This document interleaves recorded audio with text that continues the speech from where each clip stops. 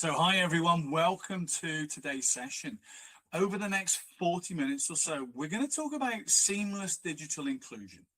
And we're also going to take a look at what that can look like for Nebraska schools that are using Grackle Workspace.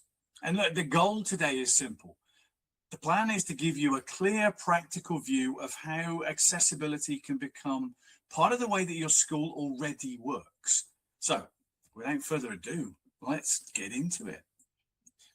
But before we get started, let me introduce you to who you'll hear from today. You've already met me. I'm Dave Jones, VP of Marketing here at Grackle Docs. I'm going to be opening the session, setting the context, and then I'll come back right at the end to wrap things up and also to host the question and answer session. So if you've got any questions as we go through, drop them into the chat window and we'll get to as many of those as we possibly can do a little bit later on in the session. You saw her a few minutes ago, but you'll also hear from Vanessa Madore, who is one of our amazing account managers here at Grackle Docs.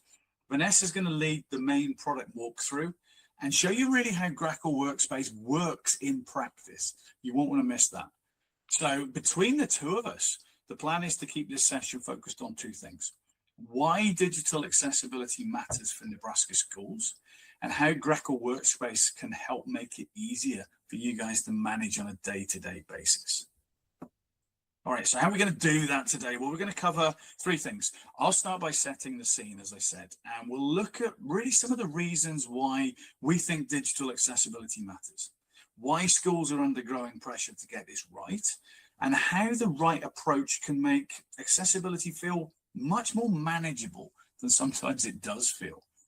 Then I'll hand over to Vanessa, who's going to show you how Grackle Workplace supports users in their everyday work, how it helps teams create more accessible content, and how it does that without requiring you all to become accessibility experts overnight.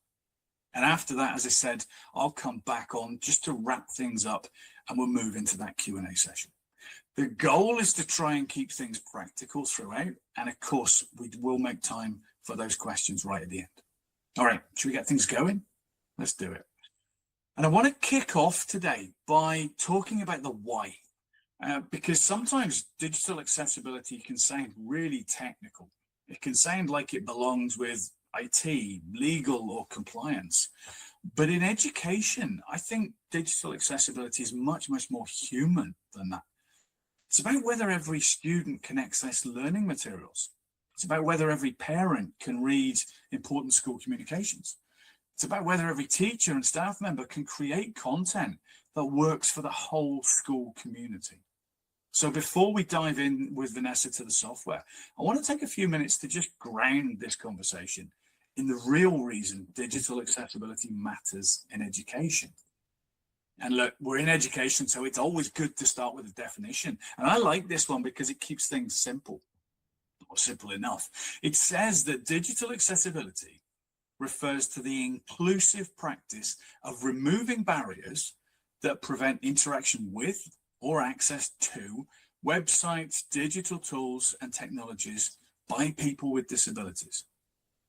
And if you think about it, digital content is now part of almost every school experience. Think lessons, assignments, forms, reports, parent communications, all of these often reach people online first. So when those digital materials aren't accessible, people aren't just missing information, they may be blocked from taking part completely. And that's why accessibility shouldn't be seen as a specialized or a specialist task. It's a core part of making sure the digital school environment works for absolutely everybody. And look, just before I hand over to Vanessa, this slide, I think, gives us a really useful reminder of what we're really talking about here. Can we just shift the slide on? There we go. Fantastic. And look, don't get scared. I'm not going to read every single number here because the point that I'm trying to make here is really bigger, I think, than just one statistic or even any one statistic.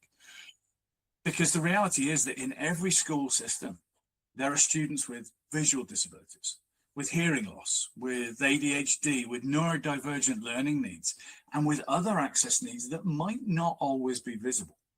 Look, some students need screen readers, some need captions, some need clear document structure, some just benefit from content that is easier to read, to navigate, and to understand.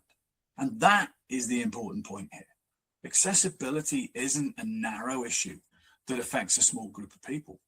When we make digital content more accessible, yes, we support students with those diagnosed disabilities, but we also make content easier for many others across the school community and beyond. So the real question today, I think, isn't how many people need this. The better, the bigger, the more relevant question is how many people are we making things harder for when we don't build accessibility into our everyday work. So let's just bring this sort of grounding session, this context session, all together in one place. So digital accessibility for me matters because students can't take part fully if they can't access materials, tools, and information that are being shared with them. It's also, honestly, a part of professional and ethical standards and excellence. Schools work really hard to try and support every learner, and digital content is now a core part of that responsibility. But again, as I said, accessibility is not just about students with specific needs. Universal design benefits absolutely everybody. Clear structure, readable content, captions, and things like accessible documents make learning and communication easier for the whole education community. And it also supports independence. So when students and parents can access content without needing someone else to fix it, to explain it, or to convert it, they gain a lot more control and confidence over their own learning. And look, finally, this prepares our students for future success. Digital accessibility is now an established part of the wider world. Whether they're moving into further education, into work, or into everyday life, let's give them access to these tools and these capabilities now. So, with all of that context in place, and there was a lot of it, I grant you that, and I went through it quite quickly. But with all of that in place, let me hand you over to Vanessa, who's going to introduce you to Grackle Docs and explain how Grackle Workspace can help make this all work and sound and move a lot more practically in day-to-day. Vanessa, over to you. Thank you, Dave. Thank you so much. So, yes, I want to talk about who we are, what we do, and why. Well, we are the leading experts. We are premier in our software and services. We are dedicated to really making the digital world universally accessible to everyone. We want to make sure we're removing those barriers. But I think first and foremost, we are advocates first. We are advocates for equity. We are more than just a software provider. We are advocates for that inclusivity, trying to really ensure that the information that is barrier-free to everyone, regardless of physical or cognitive ability. And we are community partners. We work alongside educational institutions, and we are those global organizations as well. We want to really build accessibility strategies that support every learner, regardless of where they're at. So, what we do.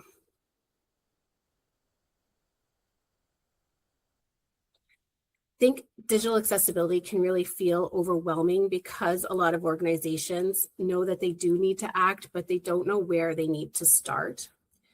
So we really want to help simplify that journey for you. We specialize in auditing and consulting as well. We provide a deep dive into your digital ecosystem. We want to work beyond automated checks as well. We have expert-led audits. We do strategic consulting to really help you identify the systemic accessibility gaps and really build that sustainable roadmap as well. We also do web and document accessibility compliance. So we do have a full suite of products and services that are designed to really ensure your organization meets and maintains that the highest level of global standards, which include the WCAG and the PDF UA standards. And we enable the creation of fully compliant web documents and outputs as well. So we want to ensure that your digital footprint is accessible to every user every time. We want to make it consistent for you.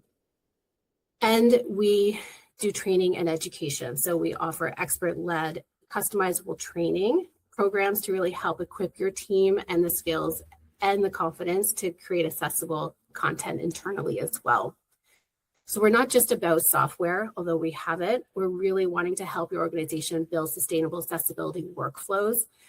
And Grackle can really benefit everyone, not just users with a diagnosed disability as well. So let me put this.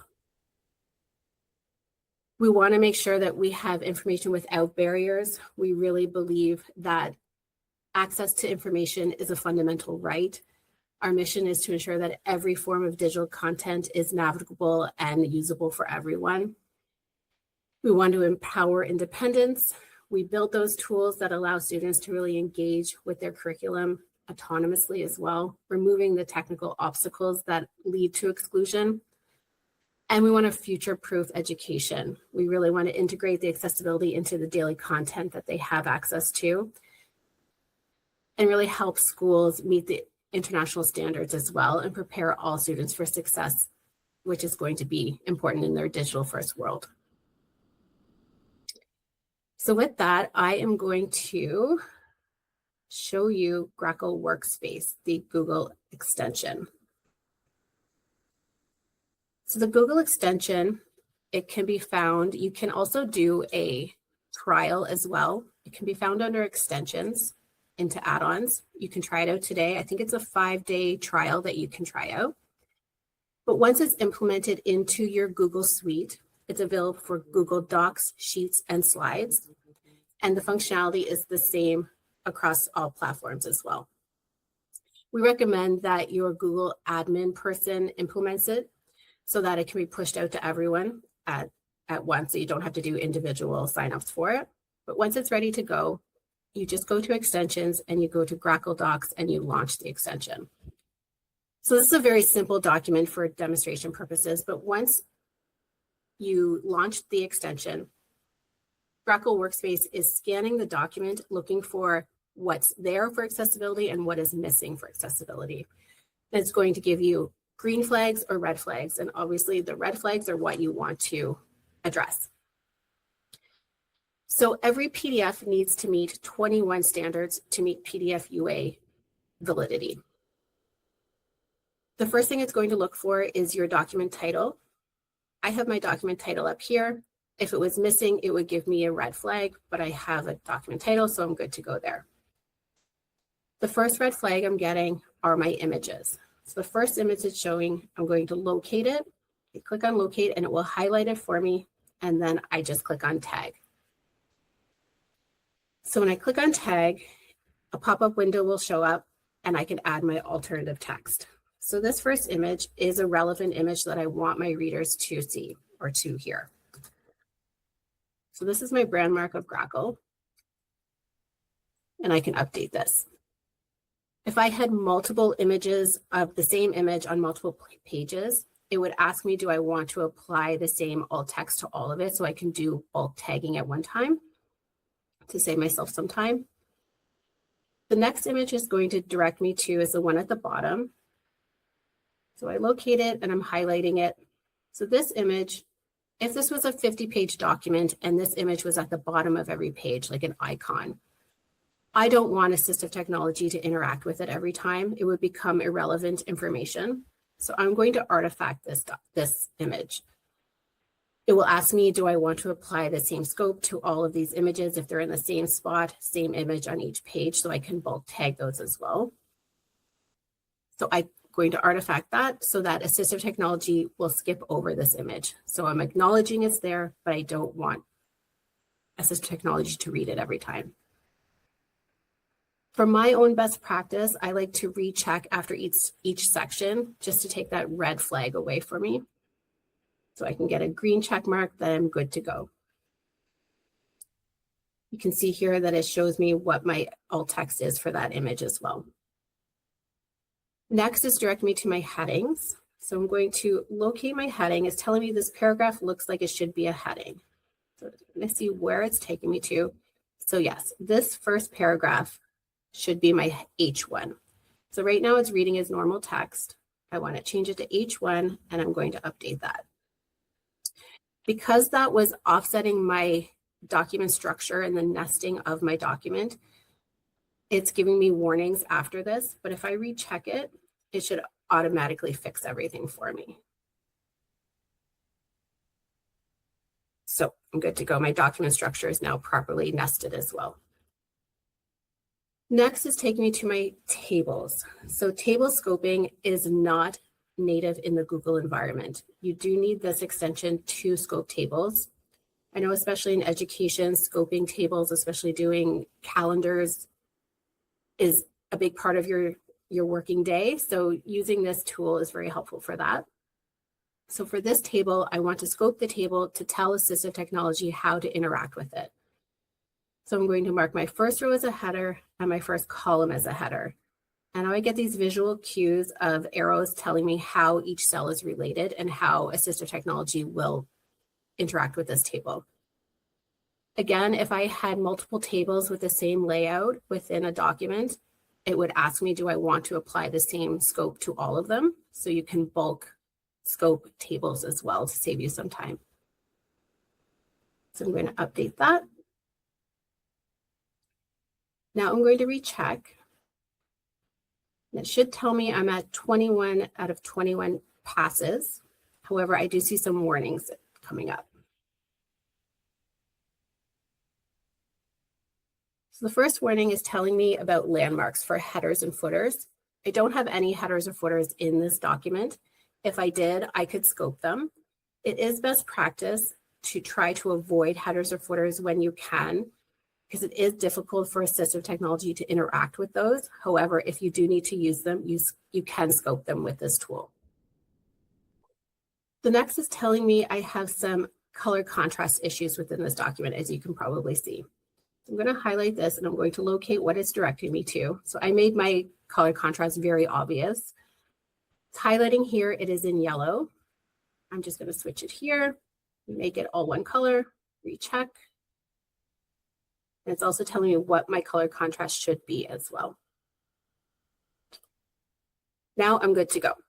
I have all green check marks. Before I export it to PDF, I'll just show you here that we can look at the document structure as well. So you can change the document structure of how you want assistive technology to interact with your document. This isn't a great example, but if for some reason I wanted my reader to read the paragraph before the table, I could change it, but not change the integrity or the design of the document itself. And then you have this menu here where you can clear tags. You can export from here as well. There's some other tools that you can use from that menu as well. I'm going to go back to my main menu and I'm going to export it to a PDF.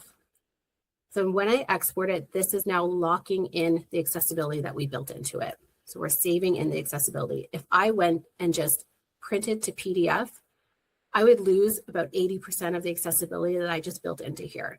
It's the exporting that saves the accessibility that we just put in here. Something we say often here is printing to PDF is the enemy of accessibility. So if that's anything you can remember from today, remember that. It's exporting that is saving your accessibility that you built in. So I've put everything in here. It's now accessible. I can either view it or I'm going to download it. I'll just download it so you can see what that looks like. So the document looks exactly the same. There's no changes to what the document, the design of the document looks like. But I'm going to hop into Grackle Go just to show you another function that we have here. Grackle Go is a PDF UA validator, and anyone can have access to this. This is a free tool that anyone can sign up for. What I can do is I can pull this document that we just did into here. This is the document. You can also drag and drop as well. When I upload it, it shows up right here, gives you a timestamp as well. And what it's doing is it's giving me a score anywhere from an A+ to an F. Obviously, an A+ is what we want to achieve. But when I go into here, it will give me information on the document. It shows me where the document was created, when it was created, and any modifications made to it. But it goes through those 21 check marks that we went through with the Grackle Workspace Google extension tool. You can also generate a report from here. This is the same report that we provide if we do remediation for you. We report against the Matterhorn protocol, which is the highest PDF standards for validation. But what this is also helpful for, I'm just going to go into the same document that I created a while ago without putting any alt text into it. So it gives me the same information, but I'm showing that I have a failed item on here. So I can go down and I can go under alternative description and go to my drop-down menu, and I can see that I am missing something here, and it will highlight it for me. So if you're working through any tool and it's telling you there's an issue, you can throw it into here, highlight the issue, and go back and fix it. You can't fix anything in here, but it can give you an idea of what's missing or give you that report. What this is helpful for is, lack of a better term, policing your documents. What you want to do is start making documents that are accessible from today forward. So you're not building up this repository of documents that are not accessible.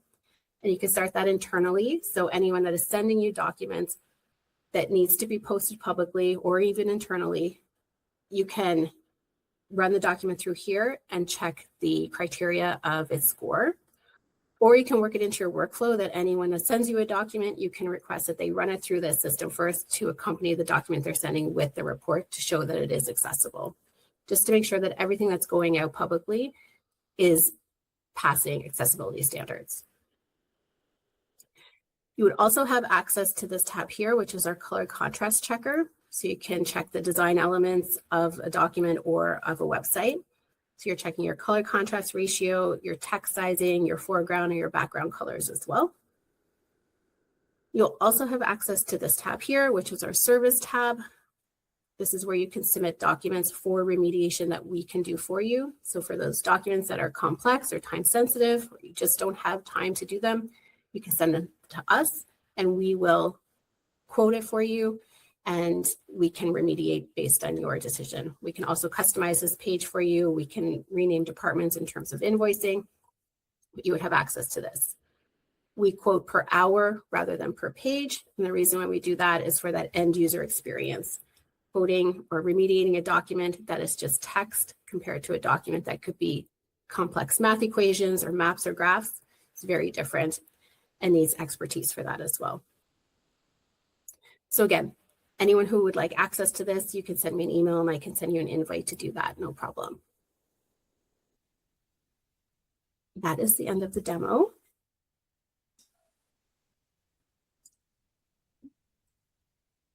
I'll hand it over to you, Dave. Thank you very much, Vanessa. That was amazing. Lots going on there, but hopefully what people can see is that as they get used to that, there weren't a huge amount of steps in there, right? It's pretty straightforward once you've had a few runs through it. And I love that phrase that you had. What was it? Printing to PDF is the enemy of accessibility. Enemy of accessibility. I love that. I'm going to quote you on that on every single piece of marketing material we do from here on in. It's the favorite part, or my favorite part of every webinar. It's the question and answer session. And for the people that are on the session at the moment, feel free to use the chat to drop us any questions that you've got. We have got, Vanessa, you're not getting off scot-free. We've got a load of questions that people sent in before the event. So if I can start diving straight into some of these, hopefully they're not too tough. Let's find out. Let's find out. All right. First one, what are the most common accessibility issues that schools often find in their documents? I would say documents that aren't properly structured, that don't have proper heading structure. Color contrast is a big one, and font types and sizes is quite common, I see, especially in education. I also see a lot of documents that are just scanned that will appear as just an image. So that would need an OCR remediation. So it's a bit more complex, but oftentimes, especially text pages tend to be scanned, which can cause a huge issue for remediation as well. Cool. And color contrast is an interesting one. As a marketeer, I thought I understood color contrast, but what I didn't realize until a couple of months ago is that color contrast actually changes with the size of the font as well, right? So you can have something that the color contrast is fine for a title, but when you drop down to body text, if that contrast isn't quite there, sometimes that plays plays tricks on the color contrast, right? Yeah, absolutely. And paying attention to that text size as well and the text type can be really important for that end user as well. All right, good stuff. Great answer. See, that one wasn't too bad. Next one. How does Grackle Workspace help teachers or staff who aren't accessibility experts? Because nobody really is except for our experts. And it changes so often as well. I think that's really where Grackle shines. It's really designed for everyday users. And it's not really, especially Grackle Workspace, it's not designed for accessibility specialists. I think it really works directly inside. It works inside Google Docs, sheets and slides. And I like to think of it almost like spell check for accessibility. It helps really guide users through the issues in really plain language, and it really helps them fix the problems while they're creating the document rather than after the fact, which can make it more difficult and more labor intensive as well. So I really think teachers and staff don't really need to become experts in it. The tool really helps kind of build their habits into their everyday workflow. Makes perfect sense. And we've got questions coming in as well now from the audience, which is always good to see. And this is a really good question. I like this one because we're talking about documents today, but the question says that if we look at the product, we look to use it mostly for website accessibility. Which software is the best option for that? That's a great question. That is a good question.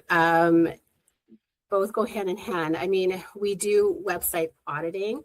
Websites and documents have different criteria to meet, and that's where our expertise come in. So our auditors can look at your website and scope it and give an understanding of what fixes need to be made and help guide you through those. And then our remediators will help guide you through those document fixes as well.